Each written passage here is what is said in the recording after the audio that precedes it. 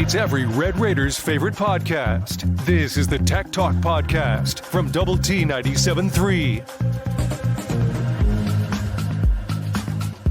Very impressive. Yeah, one-handed mic withdrawal from the sleeve. That's pretty good. Don't want to screw up this cough button here.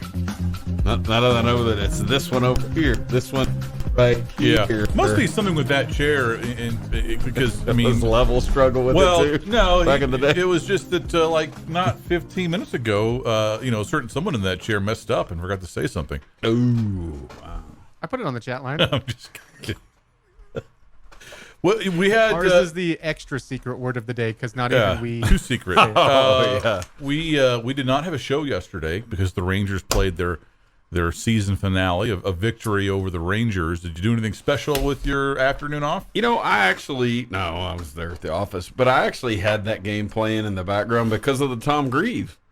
Tom Grieve retired after 66 years in professional baseball and 50, however many in the Rangers organization. He's been in the booth for 28 years, and he was telling stories. I stumbled across it on Tuesday night. Watched a few, and hey, where's Josh? Where they at in the batting order? That kind of thing. And Greaves just telling these great old stories about minor league baseball and all that stuff. And then I was like, oh yeah, this is his last week. This is it, And so yesterday I had the audio of that game on and just let it play, and he was fantastic. Of course, there was a lot. It was emotional because he was, he was saying goodbye to a lot of people he'd worked with. Our, Emily Jones, or I say our very own Lubbock, Plainview Red Raider. But it ended up being a really enjoyable broadcast. I mean, just there was genuine emotion in there, and good on the Rangers for winning the ball game. Josh got a base hit and made a couple plays defensively, but his stuff was great. He talked about like old clubhouse guy. Well, he told a bunch of Charlie Pride stories. 'Cause Charlie Pride used to go to the spring training with the Rangers and suit up and like take BP and stuff. And he talked about the old clubhouse guy at the old complex, leaving a bat by the door, and he's, they're walking in. Hey, come on in, Aaron. He walks in there, picks up this bat, and goes and just beats it on the door, and then sets the bat down and walks in. And he's like, "What was that?" Like an old metal door. And he goes, "It gets the rats out of here. It gets the rats to get it so that they're not here by the door. They don't." And he goes, and Grieve was talking about this because I think he was in the front office by then. He said there was a stretch there where it was embarrassing to bring a new player in or something like that. Like, hang on, let me beat on the door and scare off the rats from the spring training complex. But it was just story after story of stuff like that, how much better the conditions are for the players now and then when he played, and entertaining stuff. And then, like I said, it got emotional near the end, but I was really caught up in it and listening to it. It was it wasn't what I thought I would be dialed into, but by the end of that day, I was sort of captivated by it. We'd love to get your thoughts and comments today on the Yates Flooring Center chat line at doublet973.com. You can also weigh in through the Double T 97.3 mobile app. All guests appear via the Benchmark hotline. We get this from Raiders Dad, who says, AD, did you ever think there would be a Leroy Jenkins mention on either of these fine radio stations? I'll give you one guess of whom brought it up. I'm going to guess Clint. Yeah. I didn't bring it up. I just filled in Jamie of what it was. What was Jamie's reaction? Huh. Yeah. Okay. Totally disinterested. Yeah, pretty much. This on the chat line from Tyler.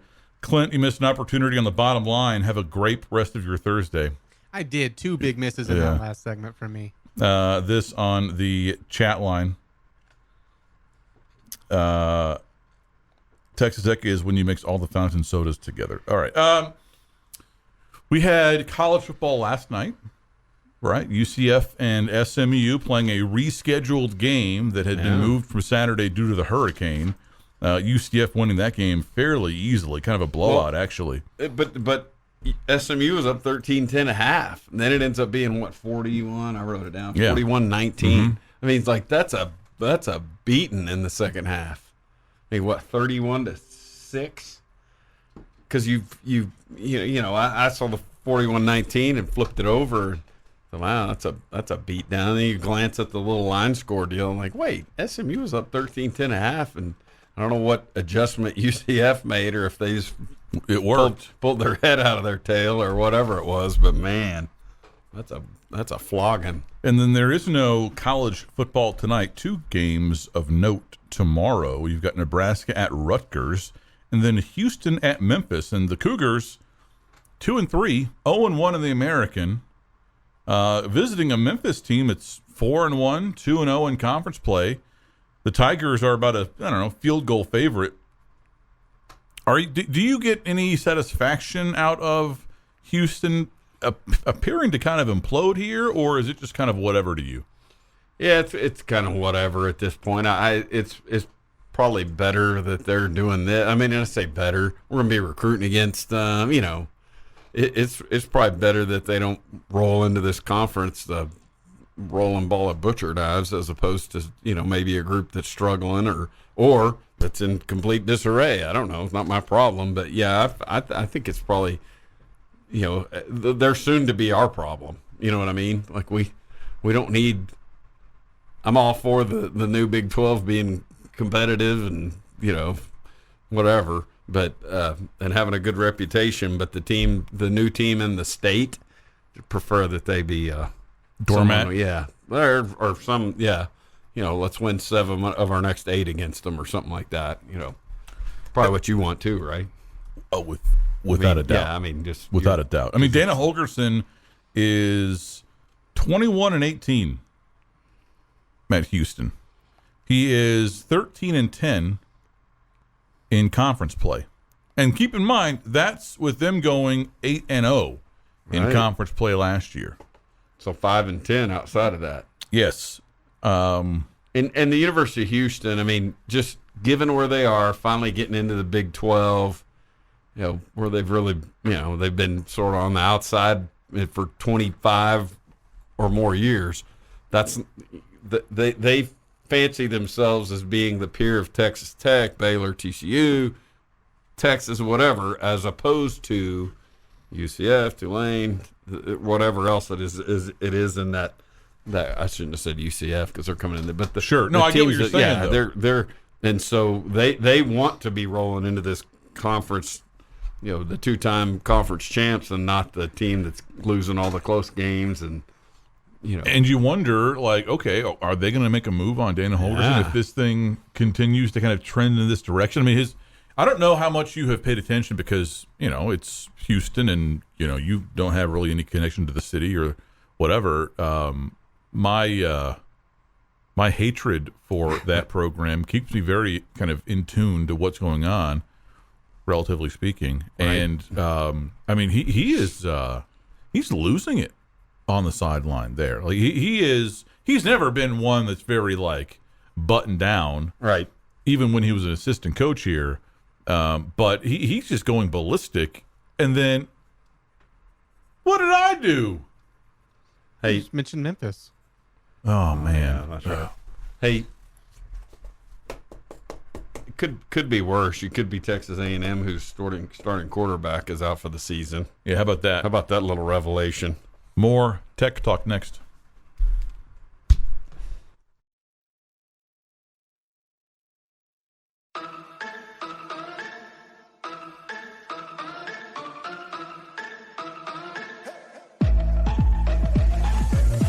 The podcast that finishes your workday in a very Red Raider way. This is the Tech Talk Podcast from Double T 97.3.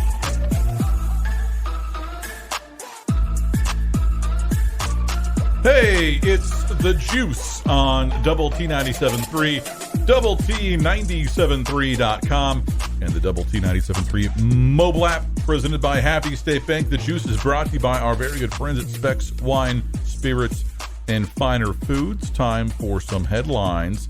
Red Raider football with Joe McGuire continues tonight from 6 to 7 p.m. It will be the 6th of 11 broadcasts this season, so we're officially at the midway point of those broadcasts. McGuire will be joined tonight by tight ends coach Josh Cochran, and then also player Henry Teeter. How about that? If you are outside of our listening area and aren't able to listen over the air here on Double T 97.3, You can also listen via Big 12 Now on ESPN Plus, and also the Varsity Network app on your phone. Texas Tech announced today an advanced sellout for its October 29th home football game against Baylor, marking the second capacity crowd for the Red Raiders already this season. Tech 3-0 at home this year. So far, they've played at 97.1% capacity. It's homecoming on the week before for West Virginia, and then against Baylor, it'll be the Pat Mahomes Ring of Honor deal. Right? Yep, there you go. And Tech Hall of Fame, yep.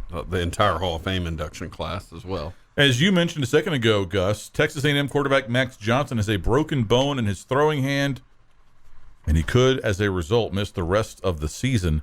Junior transfer from LSU has thrown for 517 yards and 3 touchdowns. He was 18 of 25 for 201 yards and a touchdown against the Bulldogs of Mississippi State before leaving the game in the fourth quarter. He was also sacked 4 times. Ugh. And that's a offense that's struggling. So there could be a portion of the fan base that's like, great, yeah, get the next quarterback in there. But well, not as much in this case because he didn't start the season as a starter. Right. He was the guy that they brought in because people were grumbling, thinking he was. Yeah. That's what I'm saying. He's the shot in the arm supposedly, and so that's back to Haynes King. Good.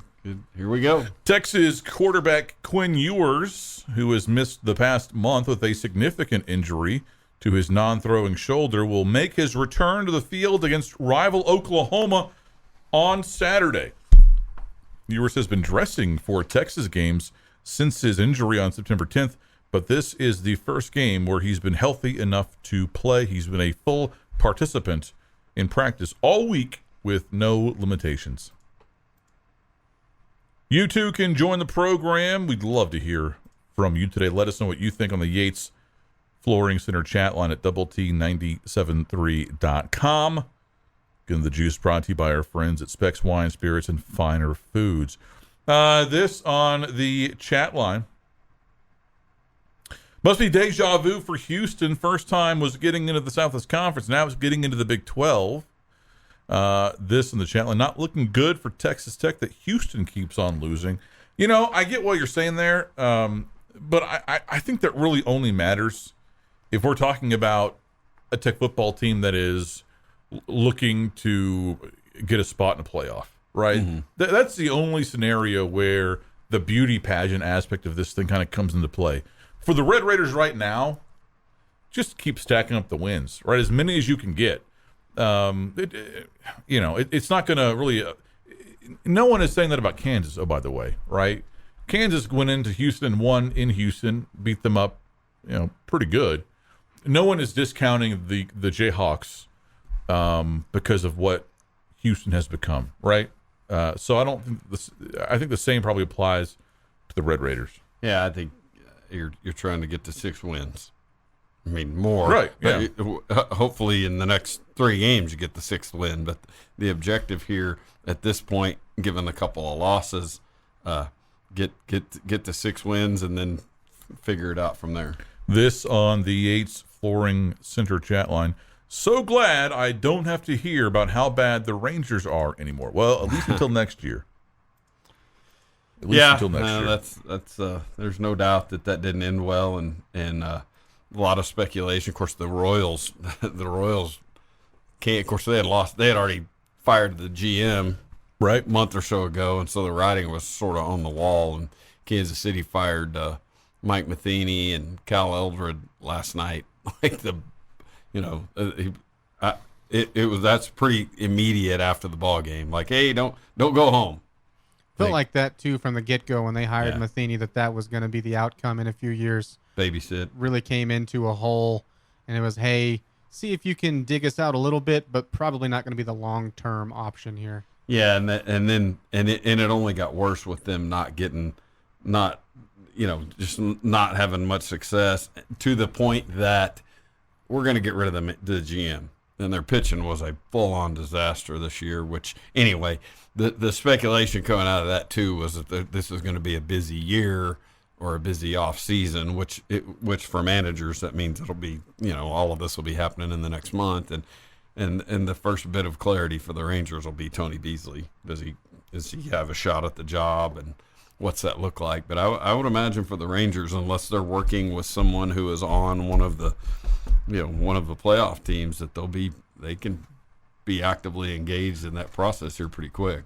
The Major League Baseball playoffs begin tomorrow, and we will have those games for you on the Score, right? Yeah, we will. Yep. There's a bunch of baseball and just stuff on all weekend, really, more than we could talk about. But yeah, tomorrow's you had a full day of baseball tomorrow, starting at 11 and then running all the way through until 8 or 9 o'clock. Yep. Be that way on Saturday as well. Is there a team or a handful of teams that you like here, or are you just going to kind of go chalk? Well, it ends up kind of being chalk because the Astros have been so impressive. The Braves have been really, really hot in the second half, and so and they played themselves into this first round bye. I think the most interesting part of this will be how these teams that are getting this bye react, because they're going to play their last games yesterday and they won't play again until this coming Tuesday. What's that going to do? Is sitting out for 6 games going to be a deal where they're stale versus the teams that are playing? And that's happened before. Of course, anything can happen in that sport, but the wild card teams are going to have to. They're not going to be able to set pitching and do all that stuff, but they're going to have been in competitive situations leading up to that, and so we'll find that fine. It's the same narrative we'll have this time next week for Tech football in terms of open dates. What's good about an open date? Is it great to get rest and get that break and collect yourself, or are you the hot team that's rolling and you want to stay hot? And it doesn't matter when it comes up. It's that narrative in whatever sport. If you're beat up and struggling, you want the break, and if you're rolling and hot and everything's going your way, you don't want the break. And that's you got 4 teams that are pretty good in Major League Baseball that are about to sit for 6 days, and so what's that going to be like? And that'll be sort of the narrative, I think, coming out of the postseason. But boy, those 4 teams are pretty dangerous. The Rangers, Astros, Yankees on this side, and Braves, Dodgers on this side. So hard to imagine one of those 4 not being in it, but you never know. Definitely feel like from a Tech football perspective, the bye will come at a good time. Yeah, I would think so too. Even if you especially given the Shuck injury. Yeah, if you pull out a win by some miracle on Saturday, I don't know that you're going to go, oh man, I want to play again. Right? You want to just like reset, get healthy, because it doesn't seem like, again, knock on wood, it seems like outside of Shuck, right? You haven't really been dinged too hard. Fry, maybe. Right. Yeah. That's it. And the DBs, the defensive backs as a unit, have been playing pretty well. And so I don't want to say they haven't felt the loss of Fry, because the more bodies, the better, the deeper, all of that. Just being fresh at that position is never a bad thing. But that those would be the 2 key impact guys. Weston Wright may be dragging an ankle around a little bit. I mean, although he's returned and been, apparently played pretty well. Hopefully there's nothing about this game in Stillwater this weekend that goes beyond a 2-week break for somebody. More Tech Talk next.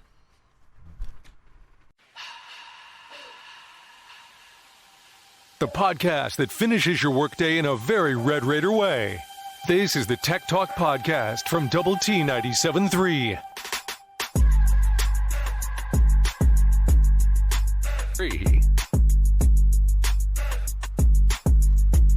Hi, how are you? Good afternoon. It's Tech Talk on Double T 97.3 and Double T 97.3.com alongside Mike Gustafson and Clint Scott. I'm Aaron Dickens. We would love to hear from you today. Let us know what you think on the Yates Flooring Center chat line at Double T 97.3.com. All guests appear via the Benchmark hotline. college football is, one of the biggest sports in America, right? It's, I would say, easily top 3, right? Yeah. Maybe that's more concentrated in like the Midwest and the South versus the Northeast and the West, but still, Sure. numbers wise, I think that backs it up. Yep.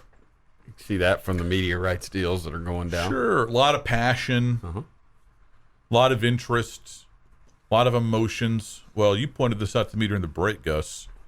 A caller to the Paul Feinbaum show, Roger in Texas, almost certainly joking, but still. Let's hope so. He said that Jimbo Fisher's buyout doesn't matter because, quote, a hitman costs a lot less than that. It's rough going there in Aggie land right now. Dang. Maybe somebody should have slapped him. Yeah, maybe. And see, this is the interesting thing to follow too with these massive coach contracts. Yeah. Because they can afford them now, especially in the SEC and the Big Ten, right? His might have been the first huge one for It like was. to lure some, not just we're bumping Nick Saban up and extended him, but to bring him in from somewhere else and just pay fat money. Well, and be fully guaranteed. I mean, that was the big kind of like wow component to this as well. But I mean, suddenly you look at Mel Tucker, right? And the Michigan State Spartans. I mean, he comes over from Colorado and has a very good season in 2021 at Michigan State. They go 11-2, right? And LSU kind of sniffing around, other programs looking around, and so they lock him up with a similar deal. Long years, long money, long on guarantees. 10 for 95, isn't that That right? sounds about right. But if you go back and look at that season last year, they beat Nebraska in overtime. We know Nebraska wasn't very good. They beat Indiana by 5 points. They beat Michigan, good win, by 4 points. They beat Penn State, good win by 3 points. I mean, they won a lot of close games. And when you're in a bunch of close games, luck is a component. Now, I didn't watch all those games. I couldn't tell you, they were lining up for a field to tie the game and it doinked off the upright. I have no idea. Sure. But now you look at the Spartans, they're 2-3, they're 0-2. They don't look very good. Yeah, a couple weeks ago they lost 31-0 to Minnesota, and that was the point that was the score I saw that went, whoa! How would you like to be sitting on that $95 million contract, fully guaranteed? It just, in case you're listening and don't understand that means if they fire the dude in 2 more years, they pay the entire balance of that contract. Because as opposed to a portion of it. What you don't know, God. at the point that they extended Mel Tucker, they don't have any idea, what he is like as an established head coach. Right? He was at Colorado for 1 year, right? 5-7, which at Colorado, given its limitations, not terrible. I'm not crushing him for that result. And then 2-5 in the COVID year. You haven't seen him really build a program, Right? You've seen him work the portal a lot, and have success in one season, and then you backed up the Brinks truck. And it's one thing to do that for Jimbo Fisher, who's got a national championship under his belt, a lot of experience. Mel Tucker, a lot more of a unknown commodity there, and here he is set, and good for him, man. Stack that paper. I'm all about it. I'm not. I mean, what he's not. You don't want him to not sign it. I mean, clearly.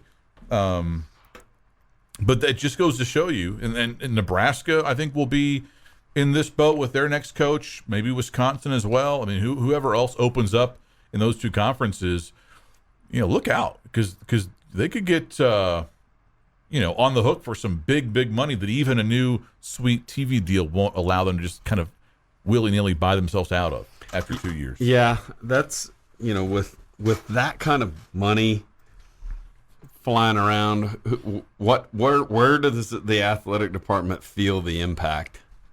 Does everyone feel 1% of that? softball and baseball and track and everybody get, $100,000 less on their budget to pay off that crap? And I'm asking, or does the next? Because the next football staff and coming and going, hey, Aaron, here's 6 years, $50 million or whatever. Now the first couple of years, budget's going to be a little low because can't do that, and so Right. the money's coming from somewhere.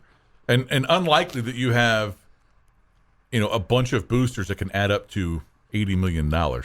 Or yeah, You and I mean, I've done the asking, not for that certainly, but I've gone and made asks for capital projects and things. College Baseball Hall of Fame, that stuff's not easy. Number one, and number two, if you're working for Michigan State, you're not having to go, hey, I'm from Michigan State University. It's a university in East Lansing, Michigan. 30,000 students, blah blah blah. That's already formed into the thing. But where I'm getting with this is, donors aren't just going, hey, yeah, here's money. Let me write you a check to pay off the crappy decision we just made. Donors want to donate to buildings or the future or scholarship. You can't put your name on a buyout. Right. There's no legacy move there. And that's not to say the people who are dug in with you won't help to get out of the problem or whatever, but that's not those are the kind of things that get you fired. That's like buying a dishwasher, right? or a washer dryer. Right. You have It's to do it, utilitarian, yes. but it's not. There's nothing sexy about Right. it. There's really nothing fun about it. You wish you didn't have to. Versus like buying a new TV, Sure, or buying a car, or whatever. Very, very well said. Yeah, nobody wants to support your operational budget. They want to support something, with a little more pizzazz to it, something that has some drawings, something that has some vision, Pizzazz. yeah, some future to it, and not Aaron, I was wondering if you want to chip in on this. We're paying off this crappy contract. Man, You're the AD that, it's hard to say. I don't know their situation exactly, but that's the kind of stuff that gets everybody fired. If that thing goes poorly, except the coach. Oh my God, I know he's getting his check and then some. And the key thing is, I think the bigger conversation here is that there's more and more of these things. Every time there's a bad loss, that stuff gets tweeted. The other day, it was Jimbo Fisher. If they fired him, what was it, after next year, they'd still owe him $50 million or something. I think it's $9 million for every year left in the contract. Yeah. So they can't get out from under his contract without, a significant financial penalty until 2031, I think. 2031, dude. There's going to be like 6 Avatar movies between now and then. That's just the way you're and the key thing is that, let's say disaster strikes and they fired him after 2023. All right. So your next coach isn't getting a contract, or your next coach is going to come in going, hey, I want a contract that's at least as long as his buyout was, right?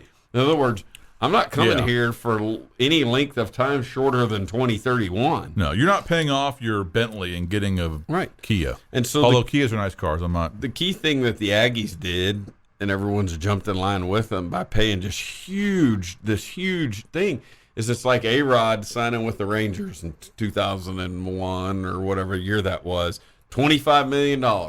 Well, nobody else is going that high. The next highest contract's 15, and what happened? It starts creeping up. That's what we're going to see. And that's easier money. Like I said, the crux of this conversation, that's easier money to pay Nick Saban, or OU was doing that with Stoops. You're going, that guy's here. We know what we've got. We've had really good success with him. That's easier money to commit to than we're bringing a guy in. More Tech Talk next. The podcast put together with Red Raider fans in mind. This is the Tech Talk Podcast from Double T 97.3.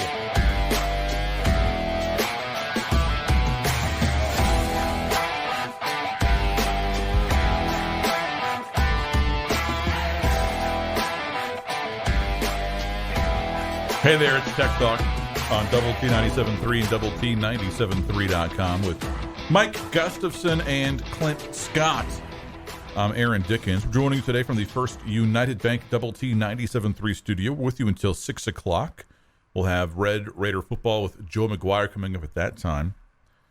And then at 6:30 on 100.7 The Score, we'll have Thursday Night Football, Colts at the Broncos. Going back to the Tech Oklahoma State game this weekend in Stillwater, 2:30 kick. On paper, you should not win this game. I mean, period, point blank. On paper, they are a far superior team than you are. They have an established program. Heck, we're getting to the point now where Mike Gundy has been the coach of Oklahoma State for as long as some of those players have been alive, right? Yeah. Probably not quite there right now, but this time next year and certainly 2 years from now, that will be the case. Yeah. Right? And so he, just to kind of illustrate how long he's been in charge of that program and how established it is, the culture, all that stuff. And they've had success despite coaching transitions and coordinator transitions, and so I mean it's not bulletproof, but it's rock solid, right? McGuire's just starting that process, yeah, and hopefully we're talking about him being a 17-year veteran at Texas Tech, the way that we're talking about Gundy now being a veteran at Oklahoma State. So could you win on Saturday? Absolutely. It's a week-to-week sport. Who knows what happens? But on paper, you lose this game. Well, and hence the 9.5 point spread. Yeah, they're playing with probably the most veteran quarterback in the conference, at least in their own system. Right?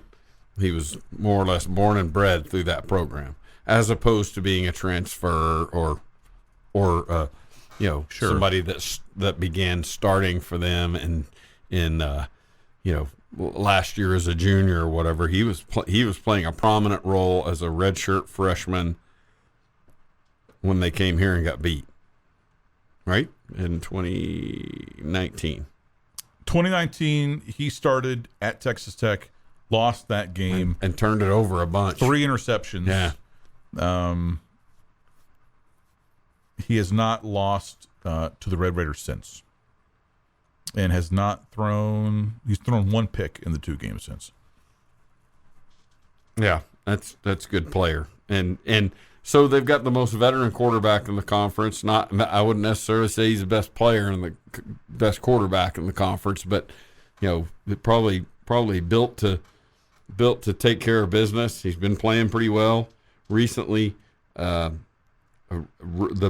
most intact remnant from last year's outstanding defense, one of the top defenses in the country. Defensive coordinator left to go to Ohio State. A lot of that group has moved on, but a lot of that defensive line is intact. Veteran group on their defensive front, old dudes. And then last year he talked about. Stoops talked about them playing with a younger group on the edges, which I assume them at receivers, tight ends, that thing. And so that's a little bit more of a veteran group and probably serving them well. But, yeah, this OSU team is equipped to win, and you have to count them as being among the contenders to win the Big 12. You have to. I would say they're the favorite right now. I would, too, after them going into Baylor and winning. I'm not sure that's the game that spins it, but that win in Waco may end up being a really impressive one. Maybe one that we look back and circle. Yeah, and I mean their game next week too will go a long way, I think, in determining what happens here because they play in Fort Worth. Mm-hmm. That's probably their toughest game left, although they do play at K-State. Really, if you wanted to make the case against Oklahoma State, it's that I would say their toughest games are all on the road. TCU, Kansas State, Kansas, I guess, and then Oklahoma. Yeah, Texas will be up there in Stillwater in 2 weeks. And that's a team that we don't know maybe what we're getting there. We want to sort of go, we beat them. But that Ewers is back. Supposedly this weekend. They've got Bijan Robinson. They've got one of the better receivers in the league. So, we're about to find out about Texas. Glad we played them early. Glad we got them at home. Glad we took care of that.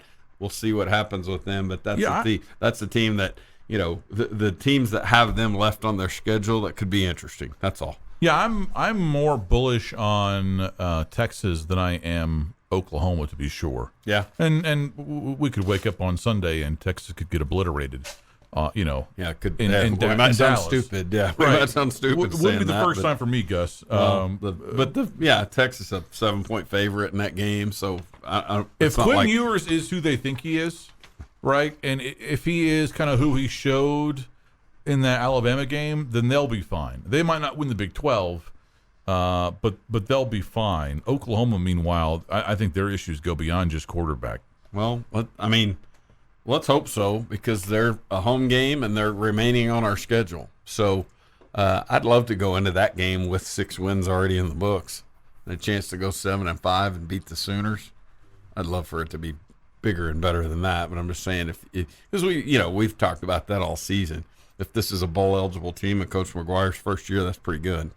Well, especially since I just saw a tweet from someone, Matt Smith, who covers college football for a couple of different websites, reports that the toughest full season schedules, based on ratings that we know so far, Texas Tech is third. Oh, wow. I see Texas is 1, Auburn is 2nd, and then Texas Tech is 3rd. I see that as well. K-State down there at 7, West Virginia 9, and Kansas at 10. And the interesting thing about that speaks to the strength of the conference. Yeah, that's exactly what I was about to say. And the fact that Kansas is on this schedule, and if they were off this schedule, then you could say, well, teams are fattening up by playing Kansas. Of course, we know that's not the case this year, but that's a good look there. That's a really good look for the conference. Love to get your thoughts and comments on the Yates Flooring Center chat line at doublet973.com. This person says, Tech needs to handle Coach McGuire like Oklahoma State did with Gundy and stick with him through good and bad, need some consistency and stability. Tech can't swap out every 3 or 4 years and expect to win.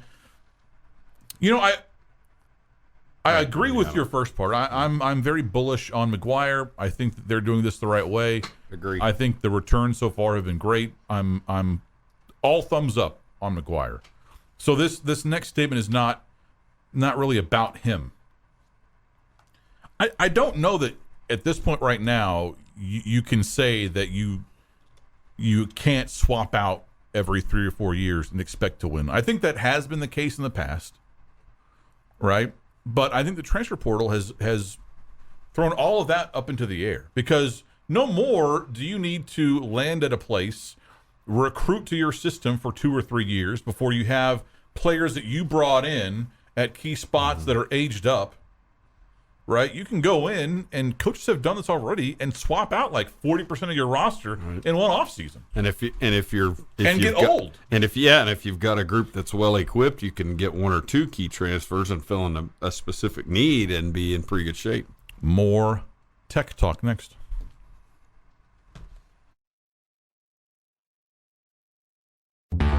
It's every Red Raiders' favorite podcast. This is the Tech Talk Podcast from Double T 97.3.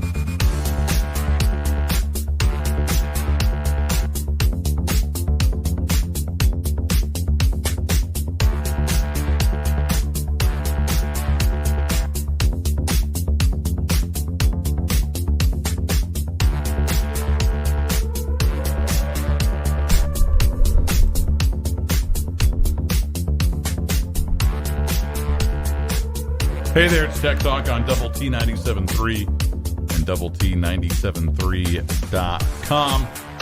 Mike Gustafson and Clint Scott. I'm Aaron Dickens, joining you today from the First United Bank Double T 97.3 studio with you until 6 o'clock. Would love to hear your thoughts and comments on the Yates Flooring Center chat line at Double T 97.3.com. Look at this from Sin, Texas. Hank, who says, I'm usually busy at this time of day, so this is my first chance to listen to the show. It's really good, nice discussions. will have to tune in again. Well, hopefully you do.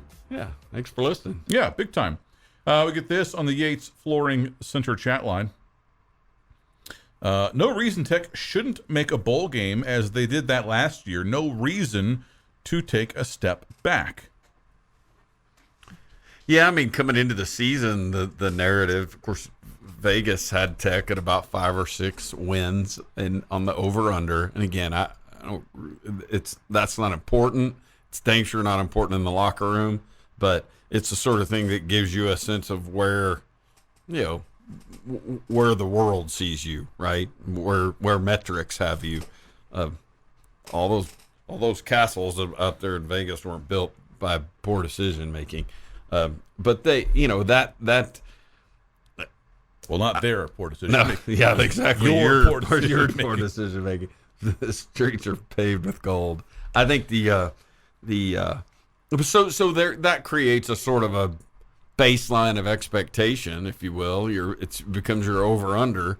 No, it's hard to go, hey, this is going to be a 10-1 team, and Vegas is over there going, 5.5's your over under. You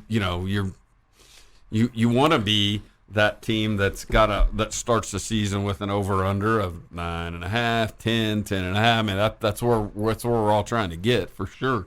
But I think it's just I don't know. I mean, like I said, that creates an expectation.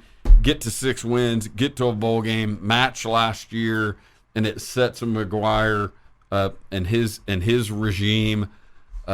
It sustains a little bit of momentum from a really nice recruiting year that he had, a really nice recruiting class before he ever coached it down here. You know how many ranked opponents you played last year when you went 6-6 in the regular season? Oh man, probably 3. I was gonna say maybe 3. Oklahoma State, and Baylor. All of those were in the latter portions of your schedule, right?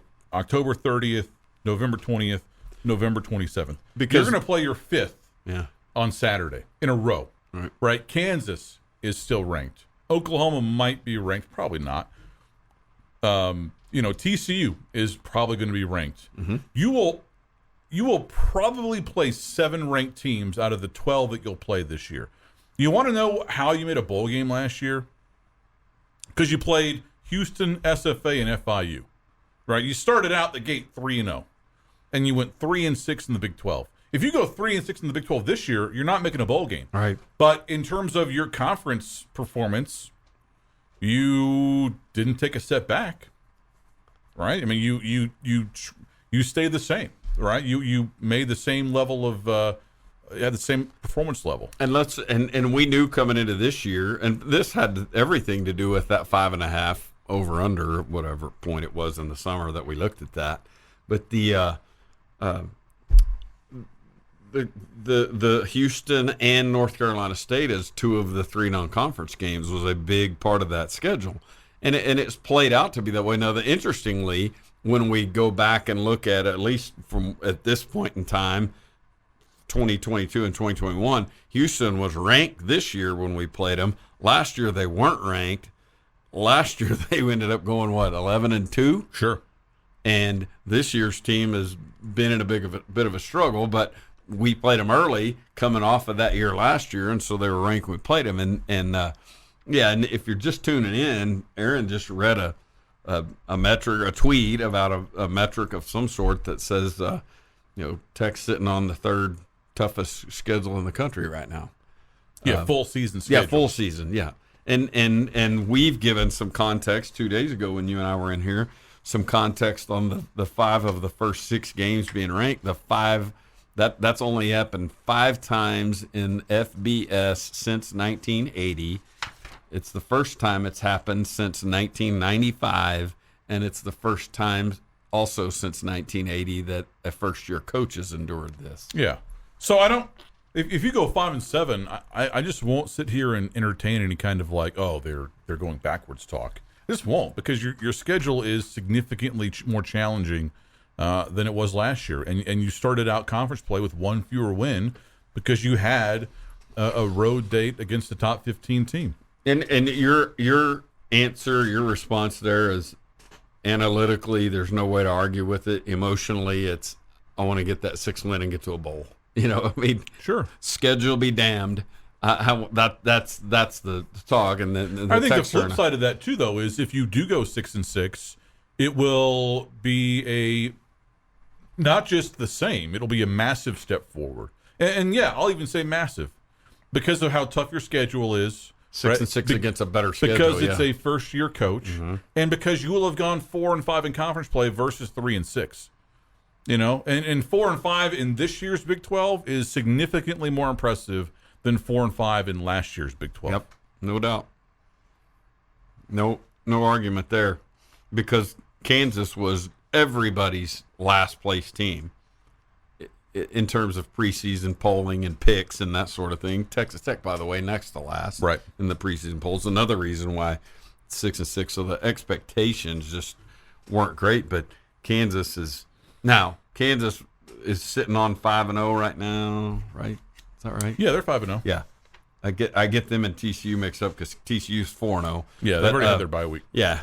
But Kansas,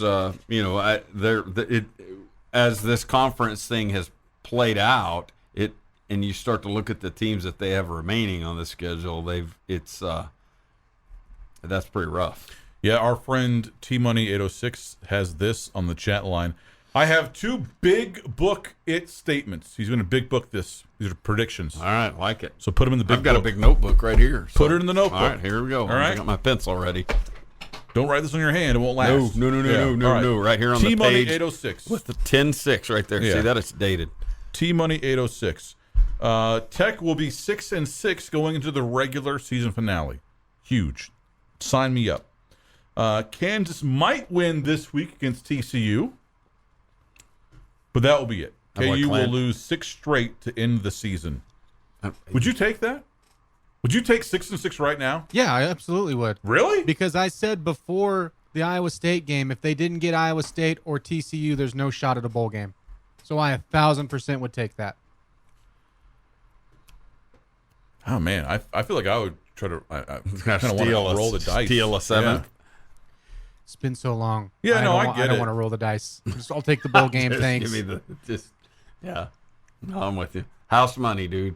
Get to number 6 and house money, right? Absolutely. Because, I mean, Oklahoma, where is that game? Is that in? Nah, it's in Norman. That makes it a bit tougher. I mean, Kansas could beat Texas. They could beat K-State. They could beat Tech. Mm-hmm. Yeah, I might just let it ride there. But all right. Texas is the one I had as a lock win if they split Iowa State and TCU. This on the Yates Flooring Center chat line. Somebody says, T-Money806 revises his big book statement. I'm an idiot, LOL. Tech will be 6-5 heading into the Oklahoma game. Nope, it's already written in the book. We can't erase it. I thank God I wrote it in pencil. Look, right here. Even with the cool eraser thing. Interesting question from Scott. They both have their strengths. Who do you think is Tech's best running back? It's a great question, Scott. And it's a hard thing to because they're not just really different from each other in terms of, well, there's the speed guy and there's the big power guy. There's not a huge contrast. I think they both catch the ball fairly well. It would be hard for me on the outside to make a real knowledgeable assessment of their differences. I think Taj is probably your best back. I would probably choose, like, if I could only watch one of them, it would be Stradrick. I think he's really fun to watch. I think he makes a lot out of nothing sometimes, or at least something out of nothing. And I've always really enjoyed watching him play for whatever reason. I assume both of those dudes would be fringe NFL at best, right? Probably get a chance to go to camp, but probably be fringy. More Tech Talk next.